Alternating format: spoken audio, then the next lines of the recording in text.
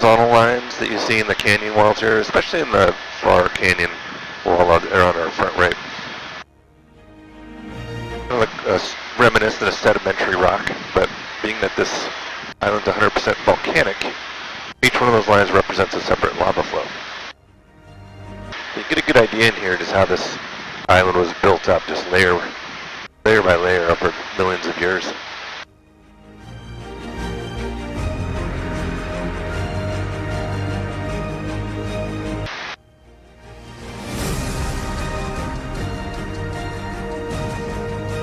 So in front of us, this is the back of Waimea Canyon. Just coming into view on our right side is Waipo'o Falls.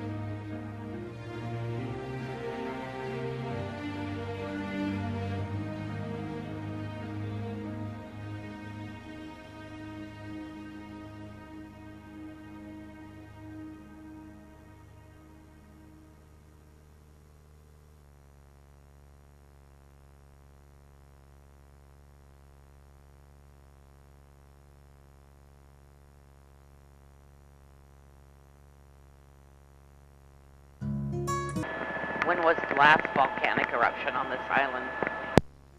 The last major one was about 1.6 million years ago from Waialeale. There's some smaller ancillary, I think it's called cones, especially over on the southeast side and the south side that were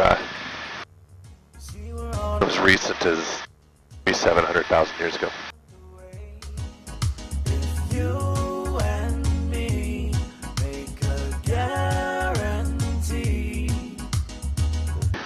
We're just coming over the west side of the canyon here. There's a road that comes up here. If you have any interest in taking a nice drive, there's some real nice viewpoints up here. This is Highway 550, and this comes out of the town of Waimea, which is just off our left side. Paved or dirt? It's paved, yeah. Highway 5? Highway 550. So from the town of Waimea, comes up to Waimea Canyon. It's a very easy drive, and it's a beautiful drive coming up here from the south, from the Grand Hyatt. It'll probably take you 55 minutes or so. A little cooler up here too. Just along the shoreline, off the left side there, all those buildings, that's a Navy-controlled military facility there called Barking Sands Missile Range. That's the only military installation here on the island. Again, Ni'ihau is off the shore there. And then to the right of Barking Sands, you can see that beautiful beach down there. That is Pulahali. Pulahali this is the largest beach here on the island. About 10 miles long. But it's on the military base. That's no, so it's on the right side of it. So it's all public beach. Beautiful stretch of beach. And this is, to get to the end of it, it is a long dirt road there, about 5 miles of dirt road. But you can get to the part that's closer to the military base there. And this is the end of the road. If you drive around south to west, that's as far as you can get as Pulahali. There is no road that fully circumnavigates this island. The terrain becomes, pretty extreme along this whole stretch, this west side of the island, all the way to the north tip of the Nepali coastline. Looked like there was a separate little tiny island next to Ni'ihau. Yeah, that's Lehua, and it is another little volcanic cone. But actually, the flat part of the island, there's a large area that's flat relative to the shoreline. It's kind of hard to see unless you get up closer. So there's a lot more surface area than just the raised part that you can easily see. These domes over here, that is part of a tracking system there, radar tracking. If you notice on this side of the island, especially when we get back around to the north shore, the east side, how gentle a slope this is. And this is like the original shape or slope of the island. All the islands are shield volcanoes, and they're quite symmetrical in the way they're created. But the east side was, there were a lot of major cataclysmic activities that happened over there, where the volcano, essentially if a caldera is when a volcano collapses in on itself, and that happened twice over there on that side. So this side is a lot more like how this island originally was before it really started to shift and change shape.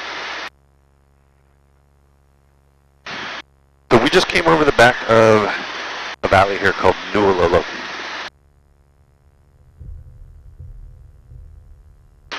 And Nuololo here, this is where archaeologists believe the first Polynesians landed.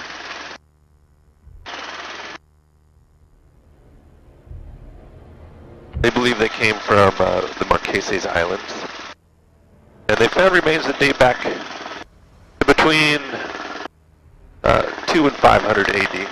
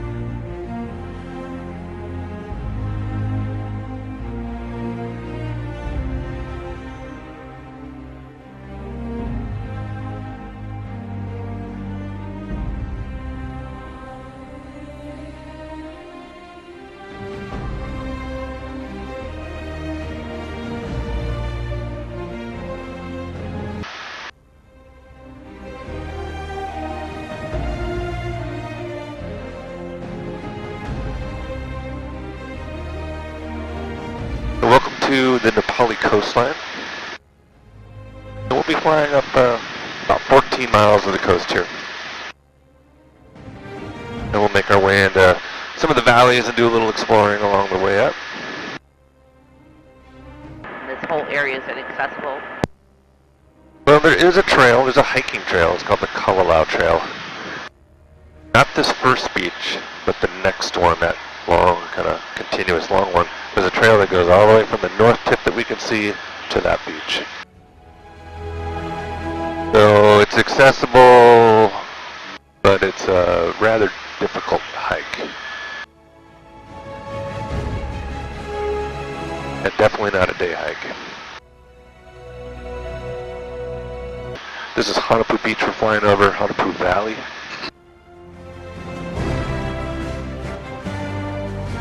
It's believed that the ancient Hawaiians used to bury the bones of their chiefs high up in these cliffs, and they believe that your bones contain your spirit, or your mana.